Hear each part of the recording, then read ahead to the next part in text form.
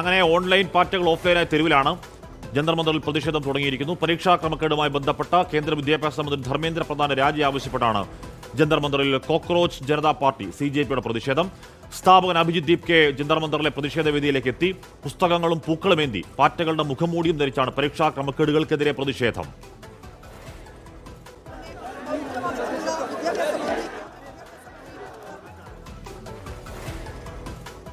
ഇടതു വിദ്യാർത്ഥി സംഘടനാ നേതാക്കൾ ഉൾപ്പെടെ പ്രതിഷേധത്തിന് പിന്തുണയുമായി ജന്തർ മന്ദറിലെത്തി. SFI ഡൽഹി സംസ്ഥാന സെക്രട്ടറി ഐഷി ഘോഷിന്റെ പ്രതികരണത്തിലേക്ക് കൂടി.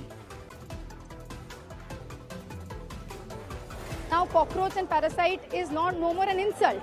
It is a resistance back to the ones who have made this system which has forced us to become cockroaches.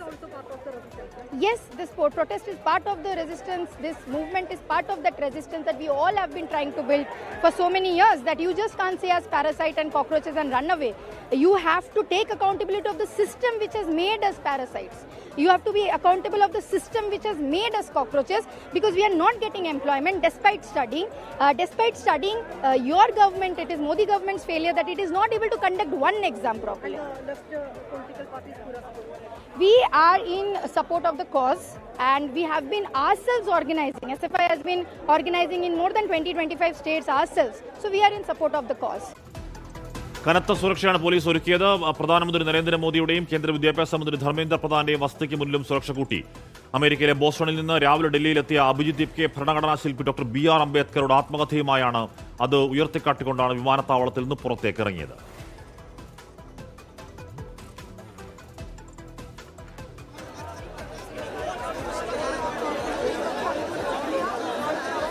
കേന്ദ്ര വിദ്യാഭ്യാസ മന്ത്രാലയം കെടുകാര്യസ്ഥമാണ്. ആ കെടുകാര്യസ്ഥതയ്ക്കെതിരെ വിദ്യാർത്ഥികൾ തെരുവിലിറങ്ങുന്നതാണ് കോക്രോച്ച് CJPയുടെ ആഹ്വാനം. 5 വിദ്യാർത്ഥികൾ ആത്മഹത്യ ചെയ്ത കാര്യം അഭിജിത് ദീപ് കെ വിമാനത്താവളത്തിൽ നിന്ന് പുറത്തേക്ക് ഇറങ്ങുമ്പോൾ പറഞ്ഞിരുന്നു. ഡോക്ടർ BR അംബേദ്കറുടെ ചിത്രമടക്കം ഉയർത്തിപ്പിടിച്ചുകൊണ്ടാണ് അഭിജിത് ദീപ് കെ വിമാനത്താവളത്തിൽ നിന്ന് പുറത്തേക്ക് വന്നത്. സമാധാന അന്തരീക്ഷത്തിൽ ഒരു വേറിട്ട പ്രതിഷേധം നടപ്പാക്കണം എന്നുള്ളതാണ് CJPയുടെ ആഹ്വാനം. ഏതെങ്കിലും തരത്തിൽ ഒരുപക്ഷെ വേണമെങ്കിൽ പോലീസുമായി ഏതെങ്കിലും തരത്തിൽ സംഘർഷത്തിന് പോസിബിലിറ്റി ഉണ്ടായ പല മേഖലകളിൽ നിന്നും ഏതെങ്കിലും തരത്തിൽ സംഘർഷമില്ലാതെ സമാധാനപൂർണ്ണമായ പ്രതിഷേധമെന്ന ആഹ്വാനം കൃത്യമായി ശിരസാവഹിച്ചുകൊണ്ടാണ് CJP പാറ്റകൾ കോക്രോച്ച് എന്ന് പറയുന്നത് ഐഷി ഘോഷ് പറഞ്ഞത്.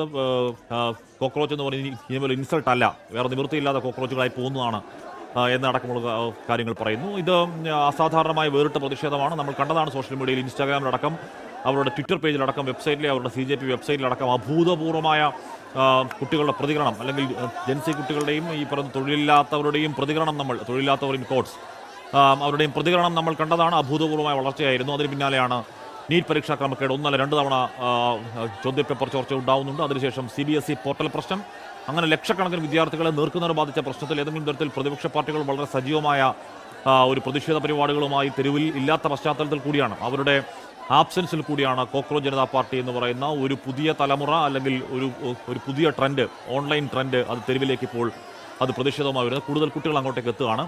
ഒരുപക്ഷെ നമ്മൾ ഈ നേരത്തെ അവരുടെ സോഷ്യൽ മീഡിയ പേജുകളിലേക്കൊക്കെ കണ്ടതുപോലെയുള്ള വിസ്മയകരമായ വല്ലാത്തൊരു വളർച്ച, അംഗത്വത്തിലും ഫോളോവേഴ്സിലും ഒക്കെ വല്ലാത്തൊരു വളർച്ച, അതൊരു പക്ഷേ തെരുവിൽ അത്രയും ഇൻറ്റൻസിറ്റിയിൽ കാണാൻ കഴിയുന്നുണ്ടോ എന്നറിയില്ല. പക്ഷേ ജന്തർ മന്ദർ നിറയുന്നു, തലസ്ഥാനത്ത് പ്രതിഷേധമുണ്ടാകുന്നു. ബൽറാം നെടുങ്ങാടി ഒരുങ്ങുമ്പോൾ ചേർന്നു. ബൽറാം, അഭിജിത് ദീപ് കെ എവിടെയാണ്? ആ സമരത്തിന്റെ അടുത്ത മണിക്കൂറുകൾ എങ്ങനെയാണ്?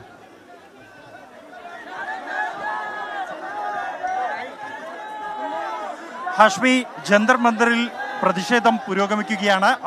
അഭിജിത് ദീപ് കെ പ്രതിഷേധ വേദിയിലേക്ക് എത്തിയിരിക്കുന്നു. അദ്ദേഹം ഇപ്പോൾ സംസാരിച്ചു കൊണ്ടിരിക്കുകയാണ്. ഇവിടെ അദ്ദേഹത്തിന് സംസാരിക്കുന്നതിന് മുമ്പായി ആളുകളെ, ഇവിടെ പ്രതിഷേധിക്കാനെത്തിയ അണികളെ, അവരെ ക്രമീകരിക്കുകയാണ്. ഇപ്പോൾ വലിയ ആൾക്കൂട്ടമാണ് അഭിജിത്തിനോടൊപ്പം ഈ ജന്തർ മന്ദറിലെ സമരവേദിയിലേക്ക് ഇരച്ചു കയറിയത്. അദ്ദേഹത്തെ തൊട്ടടുത്ത് കാണാനായി ആളുകൾ എത്തിയതോടെ വലിയ തിക്കും തിരക്കും അനുഭവപ്പെട്ടിരുന്നു. ഇപ്പോൾ അഭിജിത് ദീപ് കെ ഈ സമരവേദിയിൽ മൈക്കുമായി അദ്ദേഹം സംസാരിക്കാൻ ഒരുങ്ങിയിരിക്കുകയാണ്. കറുത്ത കോട്ടും കറുത്ത തൊപ്പിയും അണിഞ്ഞാണ് അദ്ദേഹം ഡൽഹി വിമാനത്താവളത്തിൽ എത്തിയത്. അതേ വേഷത്തിലാണ് അദ്ദേഹം ഇപ്പോൾ സമരവേദിയിലേക്കും എത്തിയിരിക്കുന്നത്. കൈകളിൽ അംബേദ്കറിന്റെ പുസ്തകവുമായി അത് ഉയർത്തി കാണിച്ചുകൊണ്ടാണ് അഭിജിത്ത് ഈ ജന്തർ മന്ദറിൽ വെച്ച് മാധ്യമങ്ങളോടക്കമുള്ളവരോട് സംസാരിക്കാൻ ഒരുങ്ങുന്നത്.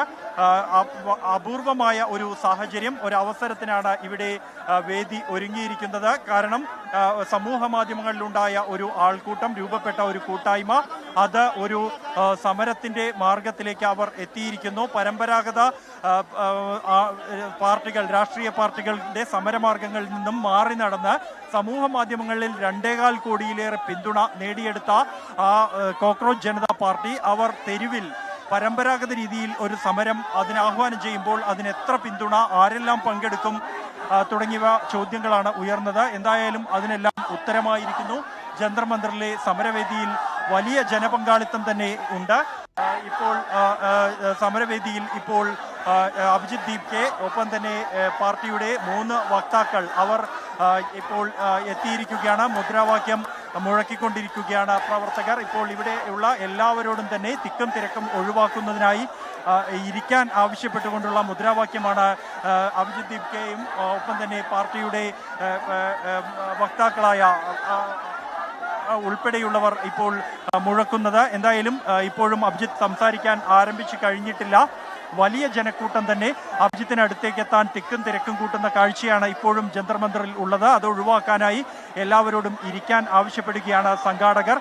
നിലവിൽ അഭിജിത്ത് അല്പസമയത്തിനകം തന്നെ ഇവിടെ ആളുകളെ അഭിസംബോധന ചെയ്ത് സംസാരിക്കും. CJPയുടെ ക്ഷണമനുസരിച്ച് എത്തിയ മറ്റ് പാർട്ടികളുടെ പ്രതിനിധികൾ, SFI, ഐസ, ASF അടക്കമുള്ള പാർട്ടികളുടെ പ്രതിനിധികളും ഈ വേദിയിലേക്ക് എത്തിച്ചേർന്നിട്ടുണ്ട് ഇതിനകം തന്നെ.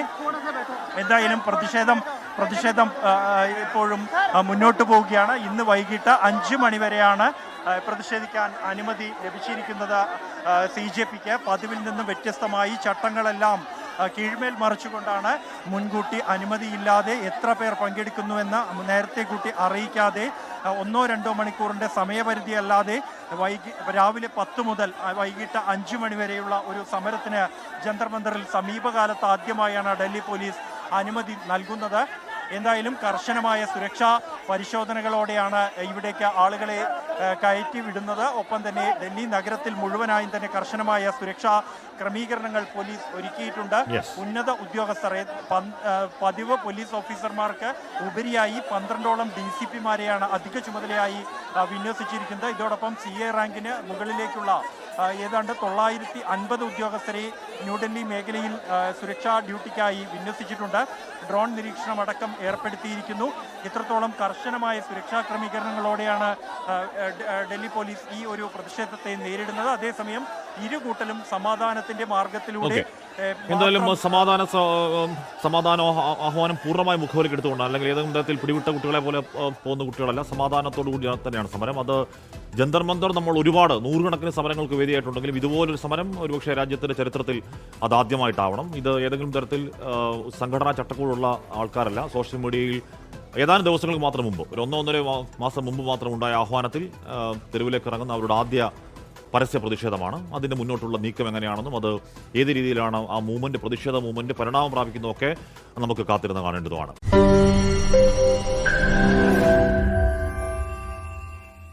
ലോകത്തെവിടെയായാലും ഏത് സമയത്തും 24 വാർത്തകളും ഓഗ്മെന്റഡ് റിയാലിറ്റി പാക്കേജുകളും എക്സ്പ്ലെയിനറുകളും വിശദമായി കാണാൻ ഞങ്ങളുടെ YouTube ചാനൽ നിങ്ങൾക്ക് സബ്സ്ക്രൈബ് ചെയ്യാം.